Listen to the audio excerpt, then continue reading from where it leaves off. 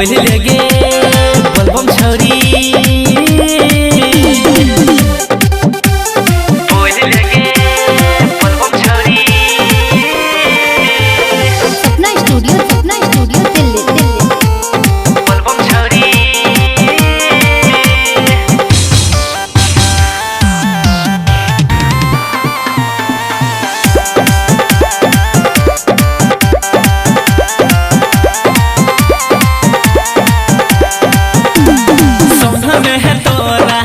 सब छिया है डाक बम गे सेहबा में आई लागल छियो तोरा सबके हम गे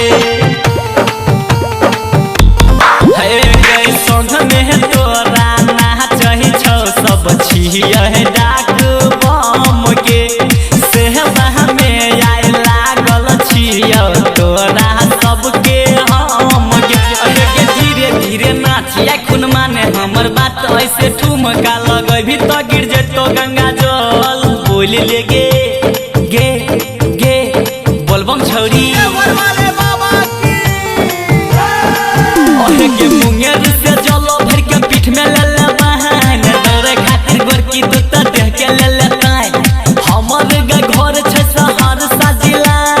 चली एले रखी तनी कम रहिला बोल लगे गे गे बोलबम छौरी बोल लगे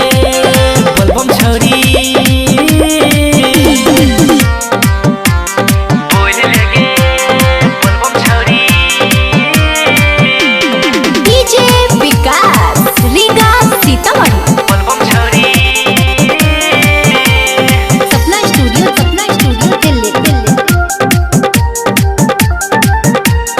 हे गए साहबन के पावन चली अइले कहले है पहिला सोमवारी गे भोला बाबा ताकतौ तोरा कबो ना दुख पर तो भारी गे